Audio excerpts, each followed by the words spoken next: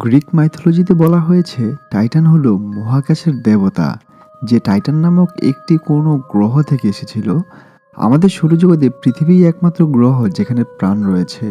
সৌরজগতে মানুষ যত দূর বিচরণ করতে পেরেছে, তার মধ্যে একটিও গ্রহ বা উপগ্রহ খুঁজে পায়নি যেখানে প্রাণ থাকার সম্ভাবনা রয়েছে।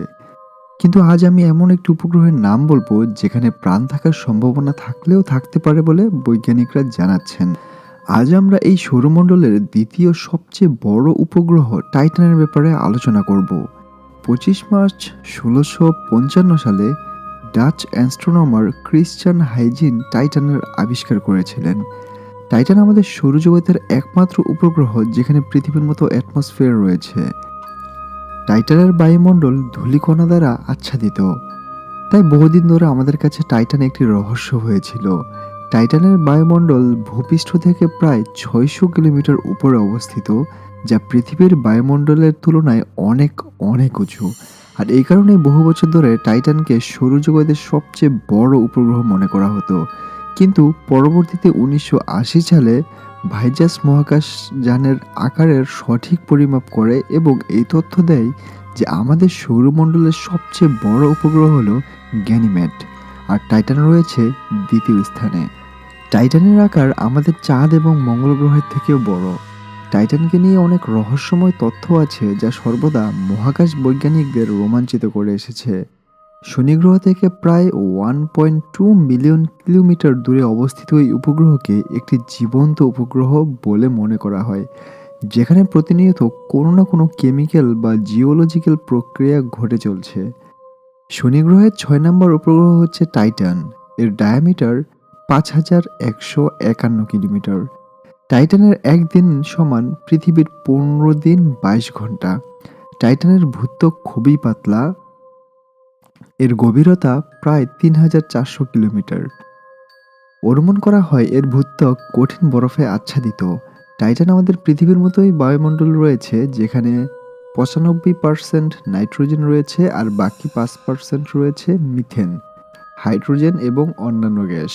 পুরো সৌরজগতে পৃথিবীর পর একমাত্র টাইটানই এমন জায়গা যেখানে প্রচুর পরিমাণে তরল পদার্থ রয়েছে। যেমন পৃথিবীর সমুদ্র এবং নদীতে অপরিসীম জল পাওয়া যায়, ঠিক তেমনি টাইটানে অপরিসীম মিথেন তরলাগারের সমুদ্র ও নদী পাওয়া যায়। এখানে মিথেন দ্বারা মেঘ সৃষ্টি হয় এবং মিথেনের বৃষ্টিও হয়। একটাই তফাৎ, যা হলো জলের জায়গায় এখানে পাওয়া যায় মিথেন। টাইটানের ভূত্বক পৃথিবীর মতোই। যদি আমরা টাইটানের পৃষ্ঠদেশে দাঁড়াই, তাহলে আমরা পৃথিবীর মতোই পাথর দেখতে পাবো, যা বরফ দিয়ে তৈরি, এবং আকাশের দিকে তাকালে আমরা ধূলিকণায় আবৃত লাল রঙের একটি আকাশ। এই ধূলিকণাযুক্ত বায়ুমণ্ডলের জন্যই এখানে সূর্যের আলো খুব কম পৌঁছায়।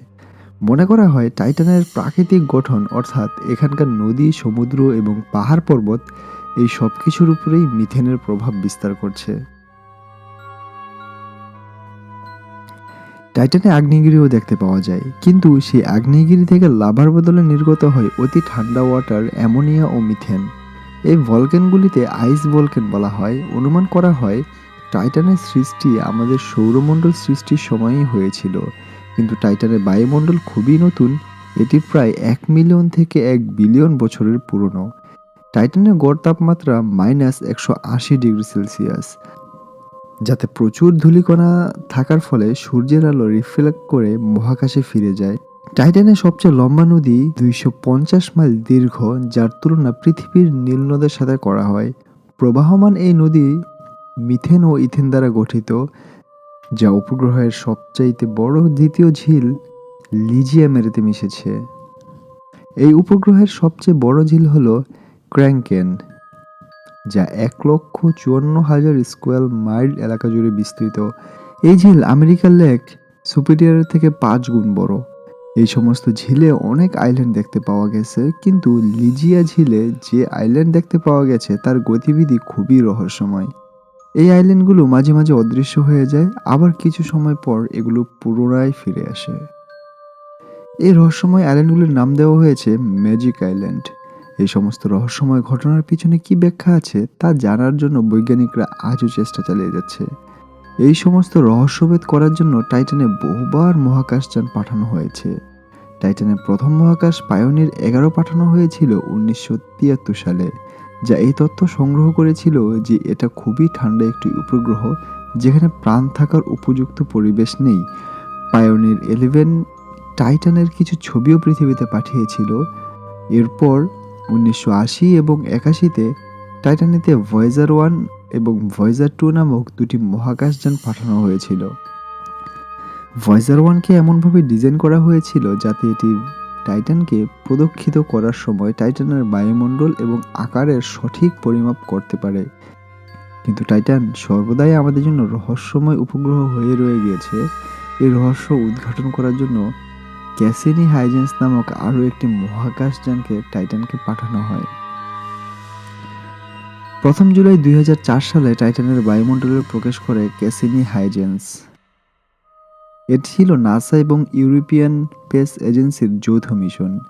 26 অক্টোবর 2004 সালে ক্যাসিনি টাইটানের হাই রেজলিউশন ছবি পৃথিবীতে পাঠায়। ক্যাসিনি 11 জুন 2010-এ টাইটানের সবচেয়ে কাছাকাছি গিয়েছিল। এই দূরত্ব ছিল মাত্র 880 কিলোমিটার। সেই সময় এটি টাইটানের উত্তরীভাগ সমুদ্র ঝিল জমে থাকা অপরিসীম তরল পদার্থের খোঁজ পায়। 14 জানুয়ারি 2005 টাইটানের ইতিহাসে একটি মহান দিন, কারণ হাইজেন্স সেই দিন টাইটানের ভূপৃষ্ঠে অবতরণ করেছিল। এই টাইটানই হলো আমাদের পৃথিবীর থেকে সবচেয়ে দূরে অবস্থিত জায়গা যেখানে মানুষের তৈরি কোনো যান অবতরণ করেছিল। হাইজেন্স প্রোব টাইটানের একটি উজ্জ্বল জায়গায় অবতরণ করেছিল, যে জায়গাটির নাম দেওয়া হয় অ্যাডরি। তবে টাইটানে এলিয়েন লাইফ থাকতে পারে বলে তা আজও আমাদের বৈজ্ঞানিকরা মনে করে। পরীক্ষায় জানা গেছে টাইটানে সেই রকম অর্গানিক ম্যাটেরিয়াল মজুদ রয়েছে যার থেকে পৃথিবীতে জীবনের সৃষ্টি হয়েছিল, আর হতে পারে ভবিষ্যতে এখানে জীবনের সৃষ্টিও হতে পারে। আর এখন আপনি যেই ছবিটা আপনার স্ক্রিনে দেখতে পাচ্ছেন, এটি হলো টাইটানিক ভূগর্ভের ছবি।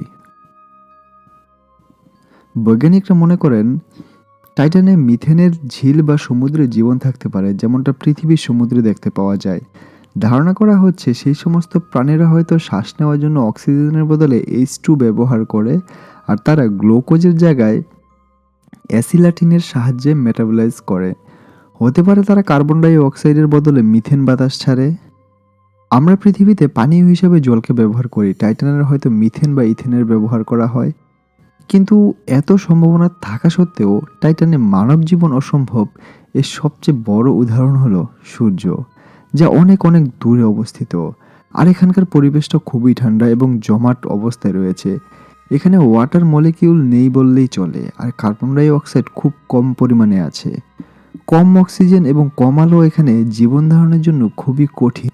কিন্তু আজ থেকে 5 বিলিয়ন বছর পর যখন আমাদের সূর্য রেড জায়ান্টে পরিণত হবে, তখন টাইটানের বায়ুমণ্ডলের তাপমাত্রা অনেকটাই বেড়ে যাবে। তখন জমে থাকা জল তরলে পরিণত হবে এবং কঠিন গ্যাসে পরিণত হবে। এর বায়ুমণ্ডলের উপর ধূলিকণার আস্তর পাতলা হতে থাকবে। তখন হয়তো টাইটান আমাদের বসবাসের জন্য সৌরমণ্ডলের সবচেয়ে উপযোগী জায়গা হতে পারে। সম্ভাবনা তো অনেক রয়েছে, কিন্তু আমাদের এখনও চেষ্টা করে যেতে হবে। তো আজ এই পর্যন্তই। যদি ভালো লাগে ভিডিওটি লাইক করুন, শেয়ার করুন এবং আরও মানুষের সাথে শেয়ার করে সবাইকে জানার সুযোগ করে দিন। আর এরকমই রহস্যময় ভিডিও দেখার জন্য আমাদের চ্যানেলটিকে অবশ্যই সাবস্ক্রাইব করুন আর পাশে আসা বেল আইকনটিতে প্রেস করুন। দেখা হবে পরের ভিডিওতে। ভালো থাকবেন।